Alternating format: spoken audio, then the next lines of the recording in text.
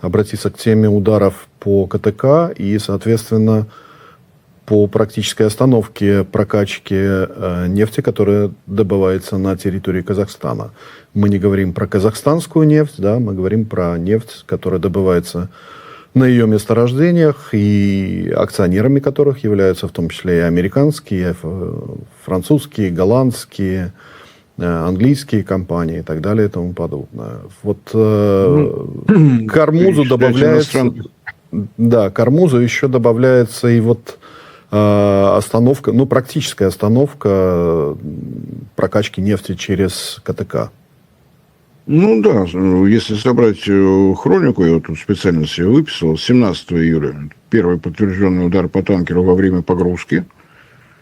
Грузили казахстанскую нефть CPC Blend. 19 июля, то есть практически сразу, теперь уже 2 танкера, после чего КТК вынужден был полностью остановить отгрузку. И 20-21 еще один танкер. Вроде бы пока все, что я собрал. Но что происходит дальше? Если нет возможности отгружать с выносных перегрузочных устройств нефть, что происходит дальше? Заполняются все резервуары, которые имеются в наличии. Как в Озерске, так и, соответственно, на тех месторождениях, откуда нефть идет. Основной объем поставок – это 3 крупнейших месторождения Казахстана: Тенгиз, Карачаганак, Кашаган. Да, это крупные месторождения, да, там резервуар емкости тоже есть, но он тоже не бесконечен. Дальше не остается ничего другого, как снижать объемы добычи. Наши СМИ об этом молчат. Вчера Reuters сообщил, что на Тенгизе снижение составило с 925 тысяч баррелей в сутки до 406, то есть в 2 раза практически. И тут же Reuters пишет, что итоговое, так сказать, снижение с 2 миллионов баррелей в сутки до 1,63 миллионов баррелей в сутки. То есть, ну, более чем солидно. Ну, то есть, тоже практически в 2 раза. Да, это от 1 до 2% мирового предложения нефти, но для Казахстана это 80% казахстанского нефтяного экспорта. То есть, это более чем серьезно. Ну, и среди акционеров это и Chevron, ExxonMobil, Shell, Eni и так далее, и так далее. То есть, страдают все. МИД Казахстана по этому поводу высказался. В очередной раз напомнил, что КТК – это не российский проект. Он изначально и проектировался, и задумывался, и построен как международный проект. При всеобщем согласии, при всеобщей помощи в финансировании, в самом строительстве, целый международный консорциум, причем участники КТК, акционеры КТК, они же и участники в акционерном капитале компании-операторов. То есть, у них как бы двойные страдания. Мало того, что нет возможности добывать привычный объем, так еще и не работает КТК. Не работает, это значит, что расходы есть, прибыли нет. Вот такой двойной удар по акционерам. Они пока никак не комментировали. Я в очередной раз напоминаю, что Казахстан старается максимально подчеркивать свою нейтральность во всем, что происходит в Северном Причерноморье у нас. Но, тем не менее, то, что киевский режим делает, надо называть вещи своими именами. Это изоляция Казахстана от мирового рынка нефти. Не России, Казахстана. Нефть Юрос поставляется через КТК. Объем экспорта составляет почти 1,5% от общего объема российского экспорта нефти. Ну, хорошо. На целый 1% удалось укусить Россию. Ну, отгрузится пара танкеров либо с востока, либо с запада, на этом все потери и закончились. Для Казахстана это очень больно, по оценкам экспертов казахстанских. На день сегодняшний это потери порядка 32 миллионов долларов в сутки для государственного бюджета. Ну, более чем серьезно. Появилась информация о том, что только-только восстановили до нормального объема добычу на Кашагане, на Карачаганаке. То есть новость о том, что Оренбургский газоперерабатывающий завод вернулся в строй и хорошо себя чувствует. И тут же вот такая ситуация с КТК. Я не знаю, чего именно хотят добиться хозяева киевского режима и кто у него там хозяева. Английские компании в составе акционеров тоже есть, американские компании есть. Что там происходит? Или этот режим окончательно стал неуправляем, сказать сложно, но вроде бы не так много, вроде бы пара процентов на фоне мирового рынка не должно быть большим объемом. Но есть потери из-за Ормуза. Еще не начались такие серьезные действия со стороны хуситов, но многие компании-владельцы судов уже отказываются идти через Баб-эль-Мандеб. Там, по оценкам, хотя вроде бы только 2 танкера были атакованы, а поток судов снизился на 36%. Вот, мгновенно отреагировали. Ситуация с российским дизельным топливом, ситуация с КТК, это, разумеется, повышающая тенденции, так скажем, повышающий тренд, и останавливать его уже особо нечем. И такой достаточно яркий пример, что Киев тоже решил принять участие в игре на зло маме уши отморожил. Ну, хорошо. Принято решение наносить удары по судам, которые зафрахтованы Шеврон и Эни, итальянским еще кому-то. Ну, вот так, чтобы Россия пострадала. Первый результат не замедлил появиться приостановленная работа одного из нефтеперерабатывающих заводов в Румынии. Ну вот эту тему, да, я хотел бы, чтобы ты развил уже отдельно, да, то есть мы понимаем, что кратчайший путь нефти, которая шла с казахстанских месторождений через КТК, через выгрузку в Новороссийске, это, ну, первое, что мне приходит по географии, это Румыния, потом Греция, потом Италия. Вот, на твой взгляд, уже есть информация о том, что начинаются проблемы с нефтепереработкой в румынских портах и на нефтеперерабатывающих заводах, скажем так. Потом дальше пойдет Греция, потом дальше пойдет Италия. Дальше, по-моему, не знаю, куда по географии шла казахстанская нефть, но там даже вопрос не в цене, там вопрос в физическом наличии этой нефти. И, соответственно, про продуктах нефтепереработки, то есть того же бензина, того же дизеля, да, то есть ты начал с Германии, а я бы хотел все-таки Южную Европу чуть затронуть, да, то есть куда шла самым кратчайшим путем нефть с казахстанских месторождений. Шла не нефть с казахстанских месторождений, а шла нефть CPC Blend. Так она называется, и не только тебе в голову приходит, что это кратчайший маршрут, в Румынии это поняли достаточно давно. Нефтеперерабатывающий завод совершенно конкретно выстроил свою технологическую цепочку для приема конкретно вот этой нефти. Почему? Потому что это близко, это удобно, это быстрая логистика, это дешевая логистика, разумеется, все вот так и работало. Сейчас остановилось, нет этой нефти.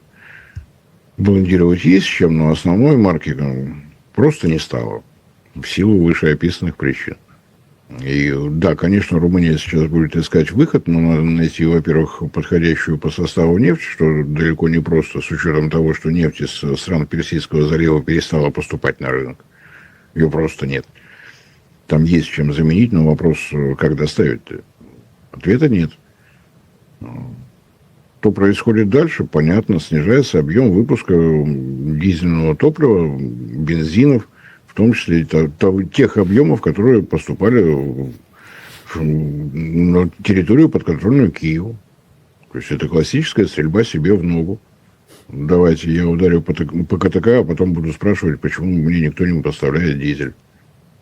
Из Румынии возможность железнодорожных поставок была и есть пока еще. Почему, спрашиваете, не у меня. А вот с морскими поставками стало хуже. Что-то там не работает в Одессе, все время не работает. Видимо, опять какая-то партия кондиционеров неправильной конструкции пришла. И вот в этой обстановке лишить себя еще и румынской нефтепереработки. Ну, это, конечно, разумное решение, что говорит о высочайшей адекватности тех, кого так любят в Европе. То есть классический режим. Второй нефтеперерабатывающий завод, но в Румынии есть своя добыча.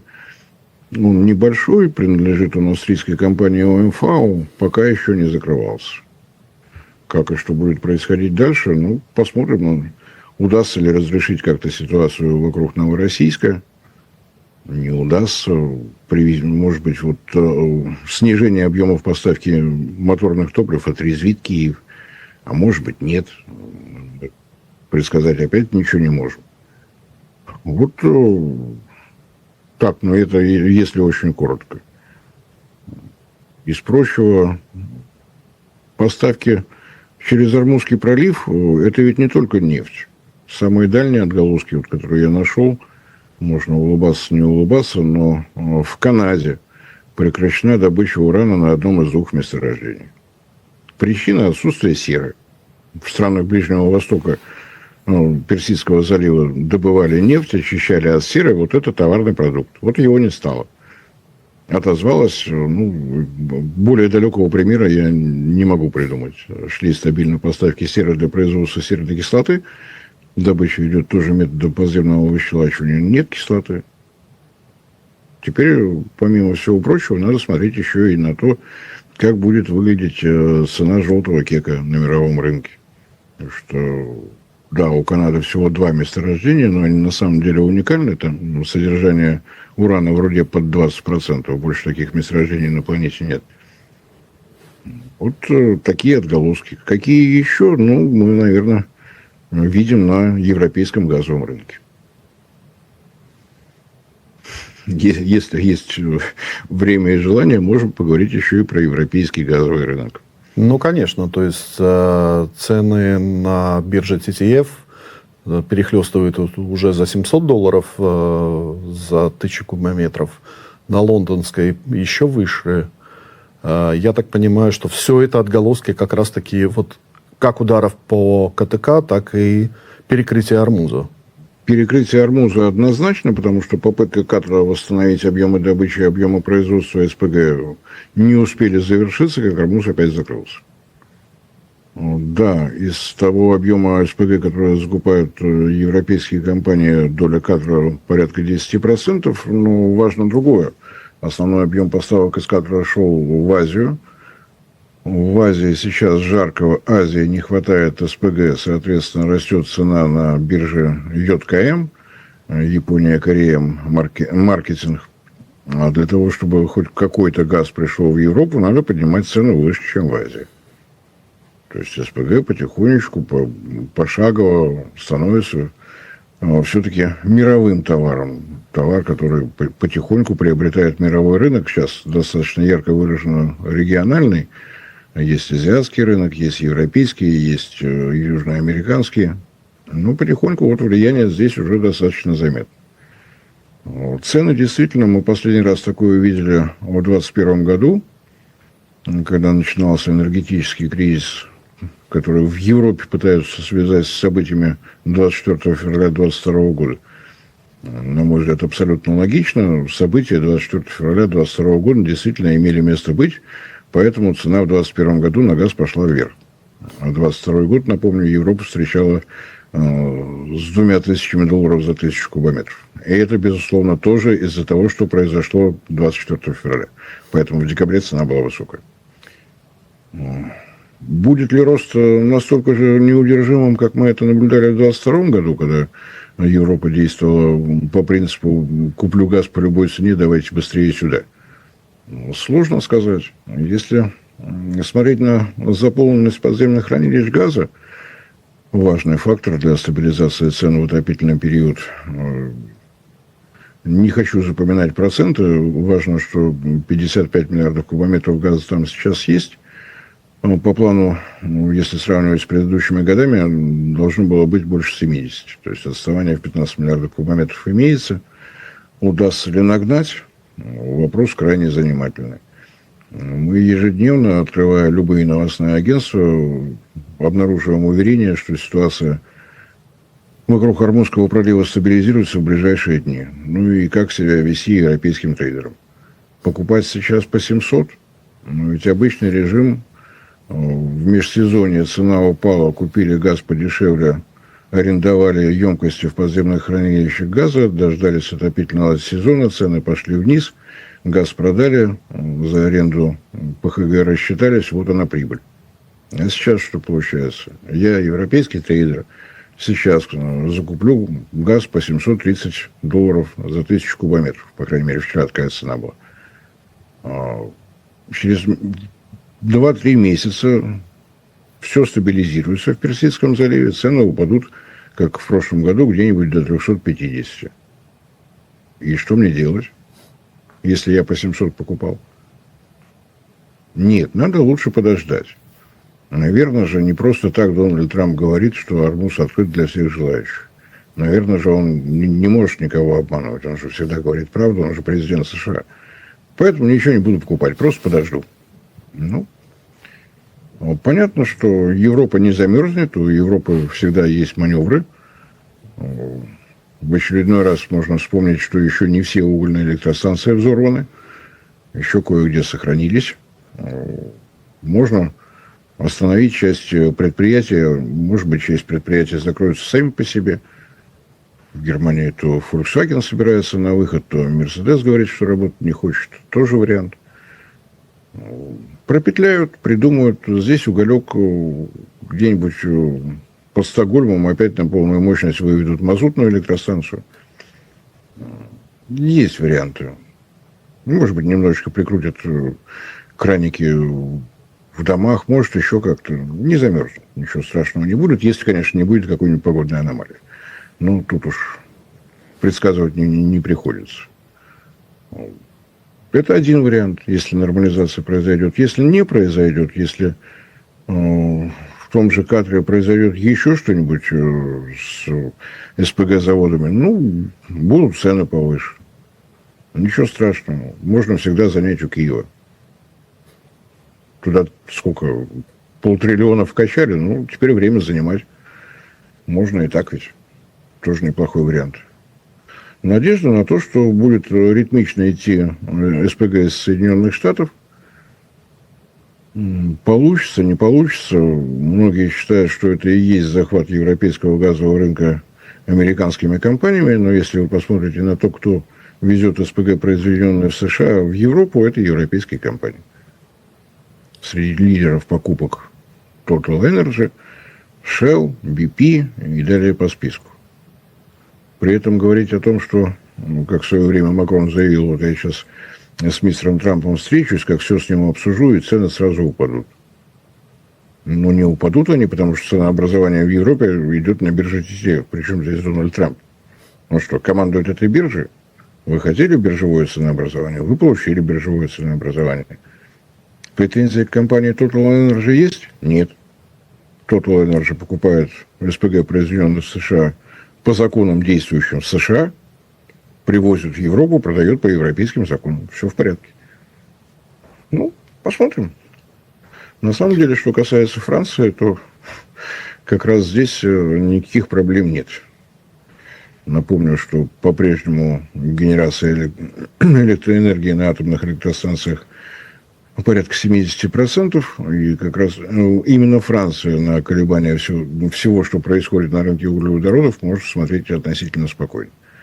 На всякий случай напомню, что решение о строительстве вот такого количества атомных электростанций с такой установленной мощностью причиной стал нефтяной кризис 1973-1974 года. И выясняется, что то, что было сделано полвека назад, выручает и сейчас. Основная доля генерации на атомных электростанциях, на уране. Стоимость урана влияет на стоимость киловатт-часа на уровне 7-8%. Франция держится. Как остальные, ну. Моя любимая поговорка известна: больше реакторов, богу реакторов. И вы от них отказались. Ну, напрасно. И даже та тетя, которая командует Евросоюзом, она тоже сказала: напрасно, тетя. Ну да, до Германии доходит через какое-то время Ну, до Германии Последствия много чего этих доходит. решений, которые наделали разные тети. В том числе те тети, которые работали, сейчас несколько страдают. Было сообщение от Министерства энергетики Казахстана, что до конца лета поставок на нефтеперерабатывающий завод «Швед» не будет точно. Есть технические проблемы, расшифровок не было по этому поводу. Но из Шведа пришла новость о том, ну, если кто-то забыл, это тот завод, который Германия украла у Роснефти, причем конкретно Германия. Сейчас это находится под управлением там какого-то правительственного комитета, или бог его знает, как оно там еще называется. Они гордо заявили, что они нашли подходящую нефть в Южной Америке. И я после этого вообще перестал понимать географию. То, что вы нашли нефть в Южной Америке, вы молодцы. А в Швед-то вы танкер как собираетесь протащить, родные? Швед это ближе к Берлину, а море чуть дальше от Берлина.